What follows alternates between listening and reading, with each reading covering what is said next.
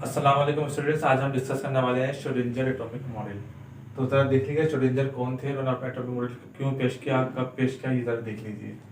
तो in 1926 Erwin Schrödinger an Austrian physicist, ये Austrian physicist थे। तो Bohr's atomic model one step forward, इन्होंने बोहर के एटॉमिक मॉडल को बुनियाद बना के उससे एक कदम आगे जाके काम किया। देखिए बोहर का एटॉमिक मॉडल इससे पहले हमने डिस्कस कर लिया। बोहर ने हमें क्या बात बताई थी कि एटम होता है, एटम के अंदर न्यूक्लियस होता है, हमें रदरफोर्ड ने बात बताई थी। अब न्यूक्लियस के जो गोल दायरे होते हैं जिन्हें हम ऑर्बिट कहते हैं या एनर्जी लेवल के देते हैं, उनमें इलेक्ट्रॉन रिवॉल्व कर रहे होते हैं, गर्दिश कर रहे होते हैं। ये बात हमें किसने बता दी थी? बोहर ने बता दी थी। उससे गर्दिश करते हुए मुसलसल तवानाई खारिज करते रहते हैं। एक तो बात हो गई बोहर का एटॉमिक मॉडल। इसके बाद डी ब्रोगली की, जिससे पहले हमने थीसिस हाइपोथेसिस डिस्कस किया था, उसमें क्या था? अब साइंसदानों की ये बात चुभ रही थी कि इलेक्ट्रॉन की नोयत क्या होती है, पार्टिकल होती है या वेव लाइक होती है। तो हमें डी ब्रोगली ने ये बात बता दी थी कि इलेक्ट्रॉन जो होता है उसकी जो नोयत होती है वो क्या होती है? पार्टिकल लाइक भी होती है और क्या होती है? वेव लाइक भी होती है। ये बात हमें किसने बताई थी? हमने डी ब्रोगली ने ये बात हमें बता दी थी। अब इसके बाद जो है एक बात और साइंसदानों को चुभी के डिस्कशन हुई कि अब इलेक्ट्रॉन पाया कहाँ जाता है एटम में, वो मकाम क्या है और पोजीशन क्या है, क्योंकि इलेक्ट्रॉन तो रिवॉल्व कर रहा होता है। अब उसकी पोजीशन कहाँ है, वो किस जगह मिलेगा, एग्जैक्ट पोजीशन। तो इस बात को हमें श्रोडिंगर ने बताया था कि वो रीजन बता देता, वो मकाम बता देता है कि जहां इलेक्ट्रॉन के पाए जाने के इम्कान हो सकते हैं। इसी को कहते हैं श्रोडिंगर का एटॉमिक मॉडल, के एटम में इलेक्ट्रॉन को हम कहाँ देख सकते हैं, कहाँ उसको फाइंड कर सकते हैं, ये ज्यादा बेहतर रहेगा। तो उन्होंने वो पोजीशन, वो रीजन बता देता, वो रीजन उन्होंने बता देता जहां इलेक्ट्रॉन को हम ढूंढ सकते हैं। तो ये था, इसी को कहते हैं श्रोडिंगर का एटॉमिक मॉडल। इसके लिए उन्होंने एक इक्वेशन थी हमारे पास, जिसको ये मैं भी आपको सवाल में बता दूंगा। ये H फॉर हैमिल्टनियन ऑपरेटर था, ये क्या था? वेव फंक्शन, जिसको साई कहते हैं, और ये E फॉर एनर्जी था। इससे पहले हमने वेवलेंथ को डिस्कस कर लिया था बोहर डी ब्रोगली के एटॉमिक मॉडल में। तो डी क्या है? हाइपोथेसिस में उसके, तो ये क्या है? हमारे पास वेवलेंथ थी, जिसको कहते हैं, उन्होंने लैम्डा का नाम दे दिया था। इसके बारे में मैंने आपको पहले बता दिया था। तो खैर ये इक्वेशन थी, जिसका सहारा लेते हुए उन्होंने एटम में इलेक्ट्रॉन को पाए जाने के इम्कानात, वो रीजन बता देता है जहां इलेक्ट्रॉन मिल सकता है हमें।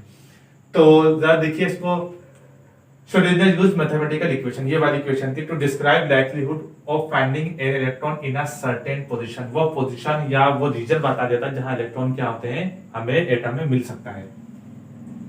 This atomic model known as quantum mechanical model. देखिए आगे चलकर आप क्वांटम नंबर डिस्कस करेंगे, principal quantum number, magnetic quantum number, azimuthal quantum number और spin quantum number.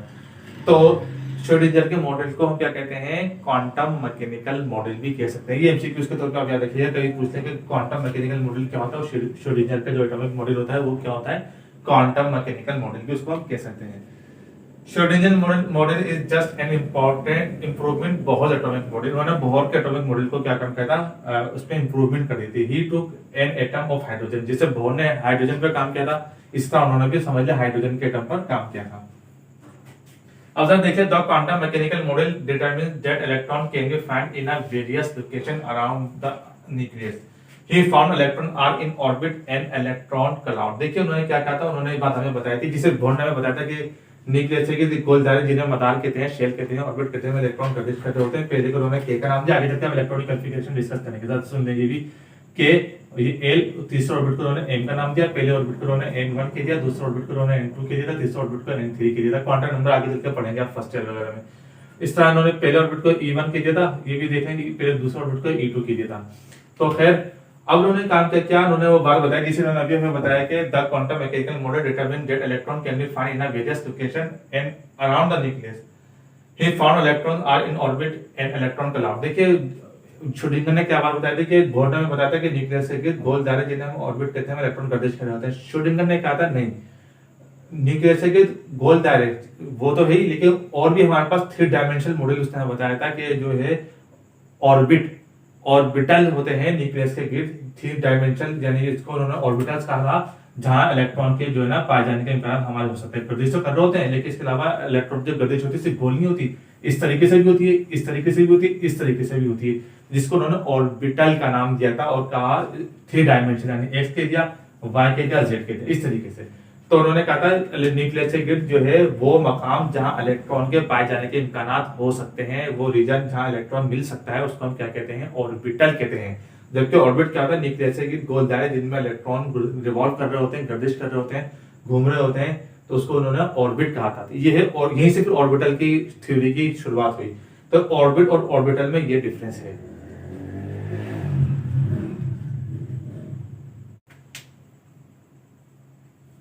He found he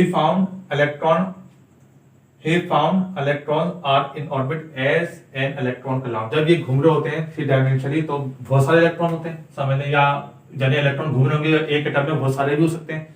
इन्होंने हाइड्रोजन का एटम लिया था, लेकिन कोई दूसरा एटम हो तो बहुत सारे इलेक्ट्रॉन होंगे। तो जब इलेक्ट्रॉन घूम रहे होंगे तो एक किस्म का जो है इलेक्ट्रॉन का नेगेटिव चार्ज का रीजन बन जाएगा, डेंस रीजन बन जाएगा, जिसको उन्होंने कहा था इलेक्ट्रॉन क्लाउड का नाम दीजिए था। तो बहुत सारे इलेक्ट्रॉन घूमेंगे तो बहुत सारे इलेक्ट्रॉन घूमने से क्या होगा, समझ लें इलेक्ट्रॉन क्लाउड बन जाएगा। Each energy subshells in an orbit have different shapes which determine the presence of electron। उन्होंने क्या काम कहा था, different subshells of orbit are orbitals named as s, p, d, f। इसको उन्होंने orbitals का नाम दिया था। अब उन्होंने कहा था orbitals की भी किस्में होती हैं।